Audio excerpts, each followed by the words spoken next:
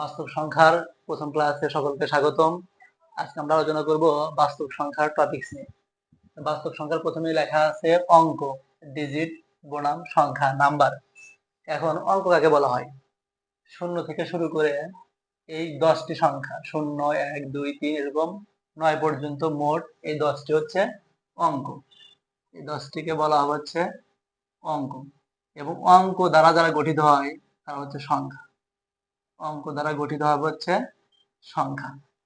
অঙ্কের প্রকারভেদ আছে। অঙ্ক মূলত দুই প্রকার। একটা হচ্ছে সার্থক অঙ্ক। অঙ্ক দুই প্রকার। একটা এক নাম্বার আছে সার্থক অঙ্ক, আর দুই নাম্বার আছে সহকারী অঙ্ক। সহকারী অঙ্ক সার্থক অঙ্ক কারা? যাদের নিজস্ব বা সক্রিয় মান আছে তারা সার্থক অঙ্ক। তাহলে সার্থক অঙ্কের ভিতরে পড়ে 1 থেকে 9 পর্যন্ত, এই 9টিকে বলবো আমরা হচ্ছে সার্থক অঙ্ক। আর সহকারী অঙ্ক হচ্ছে শূন্য। শূন্যকে বলা হবে হচ্ছে সহকারী অঙ্ক। সংখ্যা কাকে বলা হয়? অঙ্ক দ্বারা পরিমাণ বোঝালে। অঙ্ক দ্বারা পরিমাণ বোঝালে, পরিমাণ বোঝালে সংখ্যা হবে। অঙ্ক দ্বারা যদি পরিমাণ বোঝায় তাহলে সংখ্যা হবে। এখন অঙ্ক দ্বারা পরিমাণ কেমন বোঝায়? একটা মোবাইল নাম্বার যদি আমরা লিখি 017 এরকম, এরপরে 11টা ডিজিট আছে, তাহলে এই মোবাইল নাম্বার সম্পূর্ণ একটি সংখ্যা।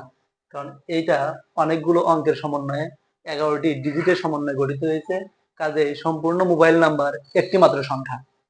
সংখ্যার ভিতরে অনেক প্রকারভেদ আছে, অনেক ভাগ আছে। তার ভিতরে আমরা নবম দশম শ্রেণীর বইয়ে পাই স্বাভাবিক সংখ্যা বা ন্যাচারাল নাম্বার। স্বাভাবিক সংখ্যা কাকে বলা হয়? সকল ধনাত্মক অখণ্ড সংখ্যা, অর্থাৎ শূন্য থেকে বড়, অর্থাৎ এক থেকে শুরু এরকম যত সংখ্যা আমরা দেখতে পাই সেগুলো সব হচ্ছে স্বাভাবিক সংখ্যা। অর্থাৎ স্বাভাবিক সংখ্যার ক্রমের শুরু 1 থেকে, যেটাকে প্রকাশ করা হয় এন দ্বারা, বড় হাতের এন দ্বারা। এন তে বোঝানো হয় ন্যাচারাল নাম্বার বা স্বাভাবিক সংখ্যা। এরপরে আছে পূর্ণ সংখ্যা, যার ইংরেজি নাম হচ্ছে ইন্টিজার নাম্বার। তাহলে পূর্ণ সংখ্যা কাকে বলা হয়? শূন্য সহ সকল ধনাত্মক সংখ্যা এবং সকল ঋণাত্মক সংখ্যা। তাহলে কি থাকবে? শূন্য সহ সকল ধনাত্মক, সকল ধনাত্মক এবং সকল ঋণাত্মক, সকল ঋণাত্মক সংখ্যা। সকল ঋণাত্মক সংখ্যাকে আমরা বলবো পূর্ণ সংখ্যা। তাহলে পূর্ণ সংখ্যার ক্রম বা সিকোয়েন্সটা কেমন হতে পারে?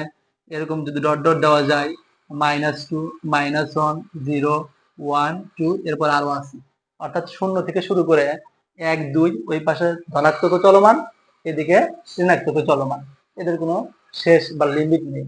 শূন্য সহ সকল ধনাত্মক এবং সকল ঋণাত্মক সংখ্যাকে বলা হবে পূর্ণ সংখ্যা। সহমৌলিক সংখ্যা যে সকল সংখ্যার গসাগু বা এইচসিএফ, হাইয়েস্ট কমন ফ্যাক্টর, এক, তারা পরস্পর সহমৌলিক। অর্থাৎ যে সকল সংখ্যা গসাগু করলে আমরা এক ব্যতীত অন্য কোনো সংখ্যা খুঁজে পাবো না, তারা হচ্ছে পরস্পর সহমৌলিক। যদি আমরা উদাহরণ এক্সাম্পল একটু দিই, 8 ও 9, 8 ও 9 পরস্পর কেমন ধরনের সংখ্যা? তাহলে 8কে যদি ভাঙানো যায়, দেখেন 8 অক্ষে 8, 4 দুগুণে 8। একইভাবে 9কে যদি ভাঙাই আমরা, 9 অক্ষে 9, 3 তিরিখে 9। এই দুটো সংখ্যার ভিতরে এক ব্যতীত অন্য কোনো সংখ্যার মিল নেই। এক ব্যতীত অন্য কোনো সংখ্যার মিল নেই। কাজেই 8 ও 9 পরস্পর সহমৌলিক। এই সহমৌলিক সংখ্যা থেকে নবম দশম শ্রেণীতে অনেক প্রশ্ন আসে এবং বিভিন্ন চাকরির পরীক্ষাতে অনেক প্রশ্ন এসে থাকে। তাহলে যে সকল সংখ্যার গসাগু করার পরে এক ব্যতীত অন্য কোনো সংখ্যার খোঁজ পাওয়া যায় না, তারাই পরস্পর হচ্ছে সহমৌলিক সংখ্যা। অর্থাৎ দুটি মৌলিক সংখ্যা পরস্পর সহমৌলিক। যদি আমরা দেখি 3 5, 3 এবং 5 পরস্পর সহমৌলিক, পরস্পর সহমৌলিক, কারণ এদের মাঝখানে এক ব্যতীত অন্য কোনো সংখ্যাকে খুঁজে পাওয়া যায় না। কিন্তু একই আকারের দুটি মৌলিক সংখ্যা কখনোই পরস্পর সহমৌলিক হতে পারে না। যেমন 3 3 পরস্পর সহমৌলিক হতে পারে না, কারণ এদের ভিতরে এক ছাড়াও অন্য একটি সংখ্যা 3 3-এর মিল আছে। অর্থাৎ দুটি মৌলিক সংখ্যা পরস্পর সহমৌলিক, কিন্তু একই ধরনের দুটি মৌলিক সংখ্যা পরস্পর সহমৌলিক হতে পারে না।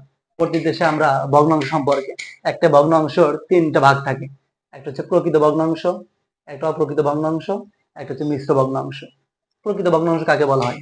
যে ভগ্নাংশের লব ছোট হর বড় তাকে বলা হবে প্রকৃত ভগ্নাংশ।